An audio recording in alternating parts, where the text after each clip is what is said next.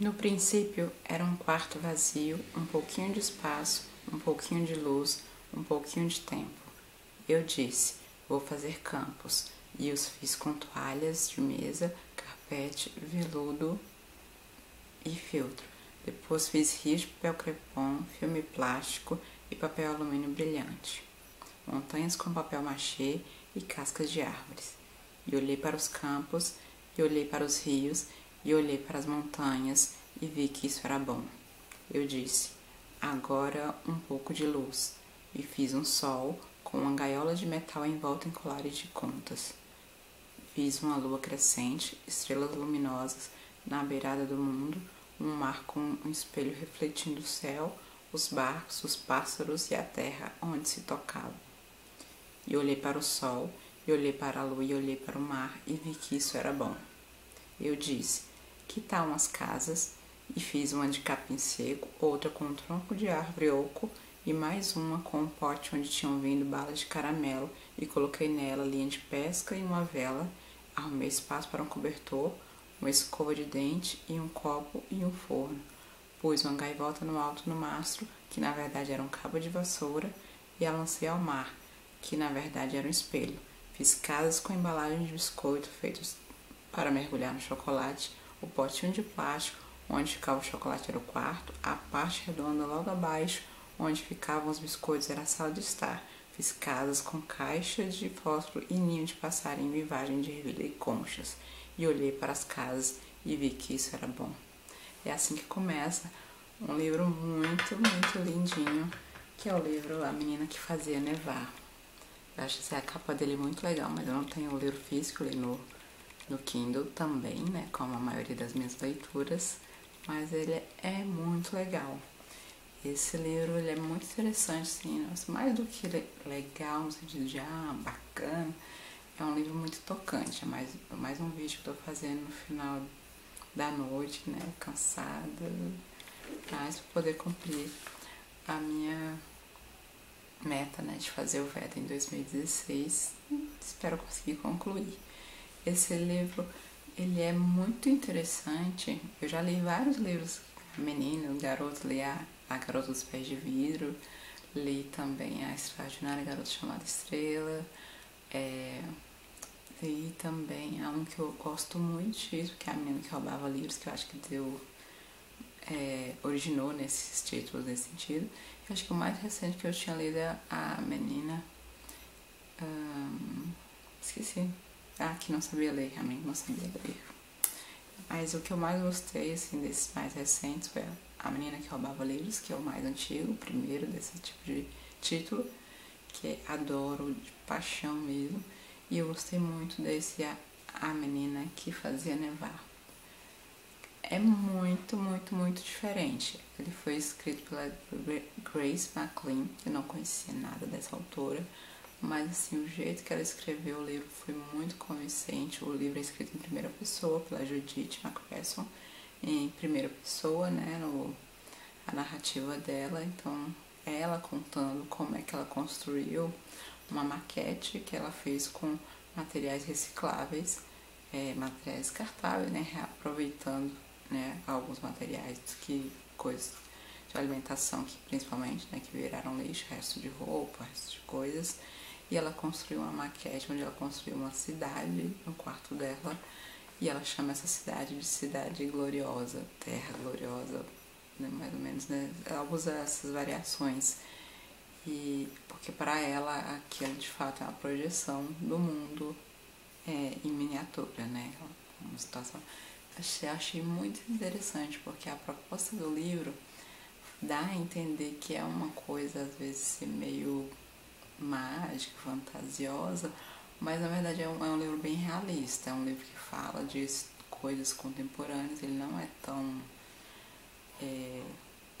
tão alheio à realidade, na verdade ele é bem sério, assim, nesse sentido. E eu achei isso muito interessante, a história como um todo, porque o livro ele aborda várias coisas, aborda a questão do bullying, a questão do preconceito, a questão da família, a questão da depressão, a questão do extremismo religioso, porque a Judite ela é criada apenas pelo pai dela. A gente vai descobrir na leitura do livro que a mãe dela morreu durante o processo do parto dela. Ela optou para que o médico, o parteiro, acho que é o médico mesmo, desse prioridade para a filha que nascia, com um parto bastante complicado. E a Judite ela tem meio que a sensação que o pai não a ama, que ele a culpa, né, pela mãe ter falecido. E há uma certa também inocência disso. Ela não tem tanto essa percepção, mas tem também essa percepção. Então a gente tem um pai que é muito sisudo, que é muito, muito religioso. Eles têm uma rotina, a vida deles é uma rotina bem fixa, bem rígida. E ela, assim, é muito apregoada nessa questão religiosa. Do jeito que o livro é descrito, alguma coisa, eu não conheço muito da religião, mas me parece que eles são testemunhas de Jeová, não tenho certeza. Mas no livro não fala. Mas por algumas descrições, né, referente aos hábitos religiosos, me parece que é essa religião praticada, que é uma religião, pelo pouco que eu sei, me perdoe se eu estiver falando uma besteira, tem algumas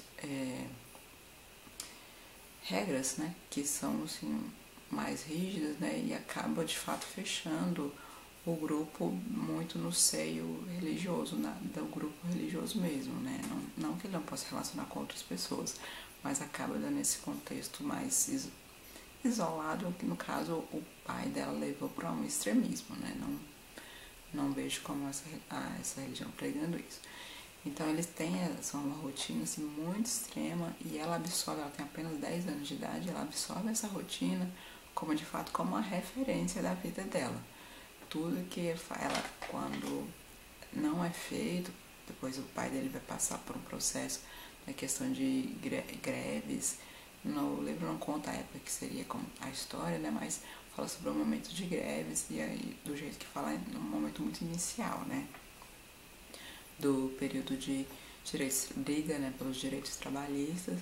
Então, e o pai dela é acusado de ser fura-greve e tem toda essa questão das consequências que é enfrentado por uma pessoa que não está participando da luta.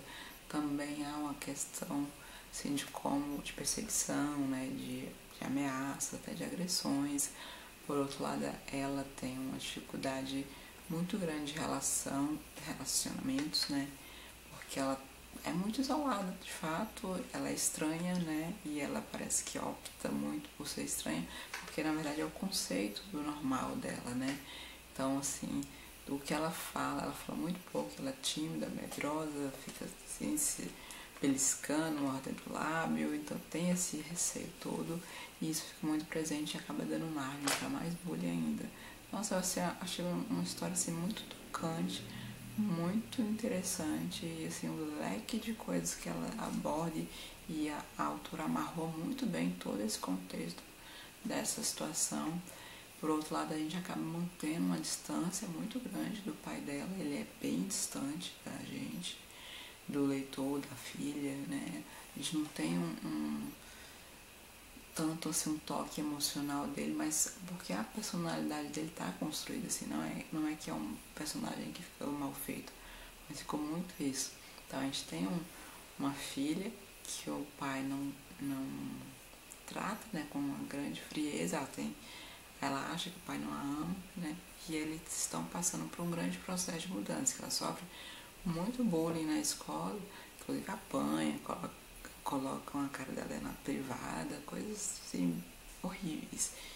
E ela não fala nada pra ninguém, o pai dela não percebe desse tipo de coisa, ela não fala nada, já vai direto pra ela. E ela vai pra encontra nessa maquete que ela fez no quarto dela como um ponto de apoio, de consolo, e esse é realmente onde ela passa a maior parte do tempo brincando.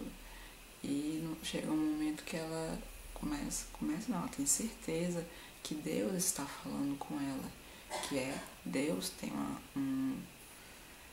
dá a ela um dom, e esse dom é de fazer o que ela quiser, de realizar as vontades dela. E uma das coisas que dá o nome ao livro é, em dado momento, ela desejar que neve para que ela não tenha que ir para a escola, porque ela sofreu uma grande ameaça do garoto que realiza os atos de bullying contra ela. E neva. E ela se convence que foi ela que fez aquilo. Então há essa paralelo, você não sabe o quanto é fantasia, o quanto é esquizofrenia dela, que é alguma coisa de insanidade.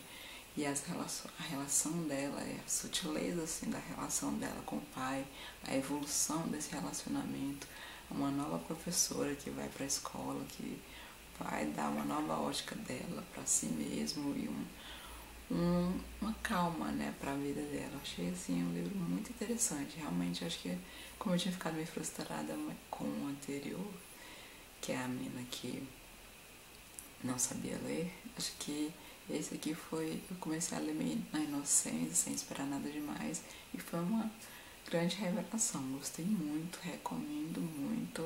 Assim, é uma história muito tocante. Eu acho que é uma história muito atual, assim, que envolve várias coisas, que é a questão familiar, a questão de como, né, a religião pode ser boa, né, é uma coisa necessária para muitas pessoas, mas como é perigoso o extremismo e a questão do bullying, do respeito às pessoas, das relações humanas, das relações de trabalho, quanto que as suas relações de trabalho afetam a sua vida, quanto que as relações religiosas são realmente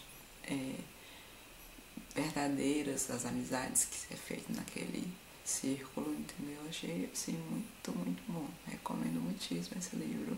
Espero que vocês tenham gostado. Obrigada. Espero conseguir finalizar o Veda. Obrigada. Continue acompanhando os próximos vídeos.